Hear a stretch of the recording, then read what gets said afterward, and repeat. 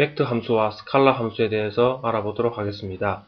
먼저 스칼라 함수에서 말씀을 드리면은 어떤 변수들의 예를 들면 xyz라는 변수의 그 함수의 결과 값이 하나의 단일값, 저기서 f죠. f라는 값으로 나오면 이것을 우리가 스칼라 함수라고 합니다.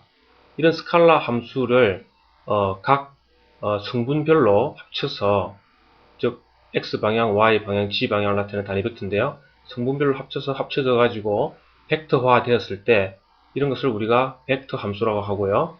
이것을 원소별로 표현을 하면 이와 같이 원소로 나타낼 수가 있습니다.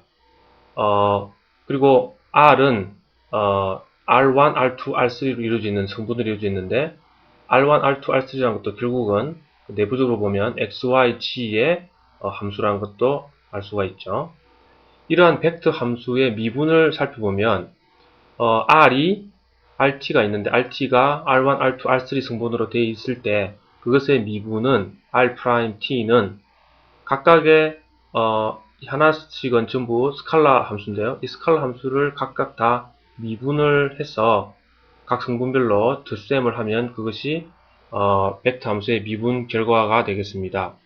참고로 벡터 함수의 미분 법칙을 살펴보면은 u 플러스 v의 미분은 u 미분 더하기 v의 미분이고, u 닷 v의 미분은 먼저 앞에 거를 미분하고 닷 v 더하기 앞에 거 놔두고 닷 뒤에 것의 미분, 그리고 u 크로스 v의 전체의 미분은 앞에 거 미분하고 크로스 v 더하기 u 그대로 가져오고 크로스 v 미분, 이렇게 되겠습니다. 벡터 함수와 곡선과의 관계를 살펴보면 3차원 공간에서 곡선의 방정식은 이렇게 나타낼 수가 있습니다. RT는 XTI 더하기 YTJ 더하기 GTK 이렇게 나타낼 수 있고, 이때 T는 매개 변수라고 하고, 이 T 값이 이렇게 쭉 변환으로 해가지고 X값, Y값, G값이 바뀌고, 따라서 벡터 함수인 RT가 공간상에서 어떤 곡선을 이렇게 이루어 나가게 됩니다. 예를 들면 이쪽에 그림이 나와 있는 것처럼 어떤 공간상에 A라는 점이 있고 그 점의 위치 벡터는 A입니다. 여기서 A라는 점에서 B라는 벡터 방향으로 이렇게 직선을 점선으로 표시되어 있는 이 직선을 묘사를 하고 싶으면 RT라고 하면 이것이 RT입니다. 자, RT라는 것은 시작점 A 벡터에다가 더하기, 그리고 이것은 방향이죠. 방향에다가 매개 변수 t를 곱해서 tb를 더해주면 됩니다. 따라서 t가 0일 경우 t를 0을 넣어보시면 a가 나오죠. 바로 이 점이 되고, t 값이 양으로 쭉 값이 커지면 b 벡터만큼 더해지기 때문에 이렇게 올라가는 거죠. 그리고 t가 음수로 값이 커지면 이렇게 밑으로 쭉 내려가는 거죠. 그래서 결국은 rt가 바로 이 점선의 식을 나타낸다고 보면 되겠습니다. 또 두 번째 예로 원점을 중심으로 하는 xy 평면상에 존재하는 타원의 식을 보면, 여러분 잘 알다시피 타원이라는 것은 장축과 단축으로 이루어져 있고, 이쪽 x, y가 있고, 이렇게 타원이 이렇게 있으면은 장축은 길이가 a, 단축은 b라고 그렇게 했을 때 여기에 있던 어떤 한 점을 보겠습니다. 이 한 점이 x, y라고 하면 이 x, y의 이 거리를 나타내는 이것이 rt인데요. 이 rt는 이와 같이 나타납니다. rt 벡터는 a 코사인 ti 플러스 b 사인 tj 이렇게 되고, 이때 a 코사인 t를 x, b 코사인 t를 y라고 합니다. 한번 t 값을 한번 넣어보면요. 예를 들면 이 지점 같은 경우 x가 a이고 y는 0이죠. t를 0을 집어넣으면 이것은 1이 되기 때문에 a라는 값이 나오죠. 그리고 이것은 t가 0일 때 0이니까 이것은 사라지게 되죠. 따라서 a가 나오고, 확실하게 나오고, 또 90도인 이 지점은 b가 나와야 되는데 90을 넣어버리면 이번에는 이게 0이 되고 이게 1이 되기 때문에 결국 b가 나오니까 이 식이 타원의 한 점을 나타내는 것을 알 수가 있죠. 따라서 a 코사인 t는 xt고 b 사인 t는 yt인데 이것을 이렇게 정리를 할 수가 있고요.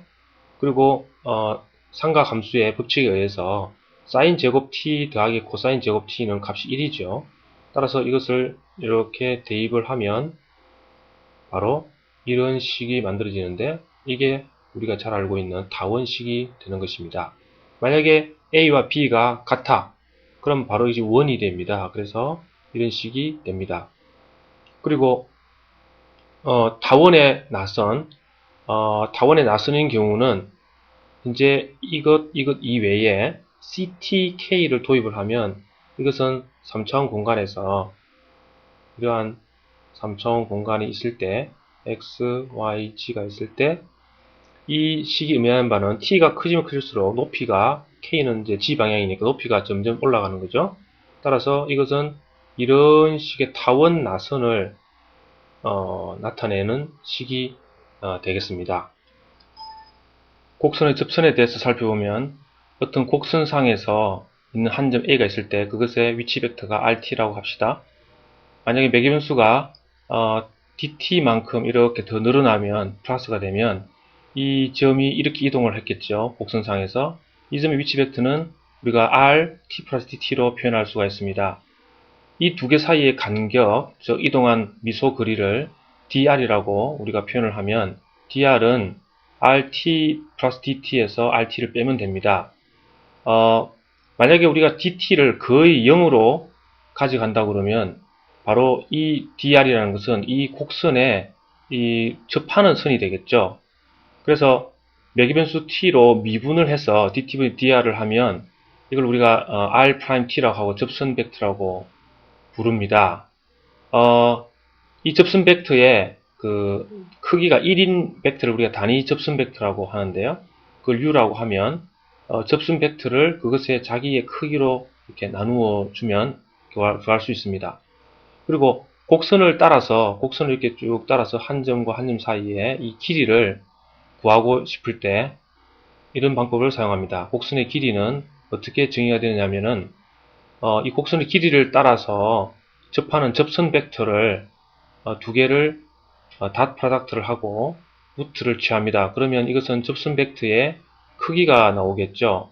이 크기를 어떤 매개변수 t제로부터 어떤 특정한 t까지 이렇게 적분을 해주면 바로 s라는 그 길이 함수가 나옵니다.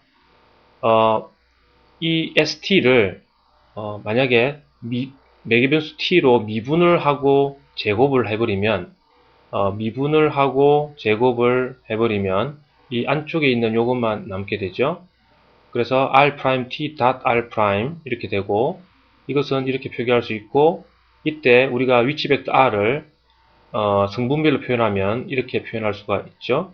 이것을 여기에 각각 대입을 해서 이것을 풀어서 쓰면 이렇게 나옵니다. dt분의 dx제곱 플러스 dt분의 dy제곱 플러스 dt분의 dg제곱 이렇게 나오고 이 양변에서 dt제곱분의 1을 서로 없애버리면 ds제곱은 dx제곱 플러스 dy제곱 플러스 dg제곱 즉 이것은 dr과 같습니다.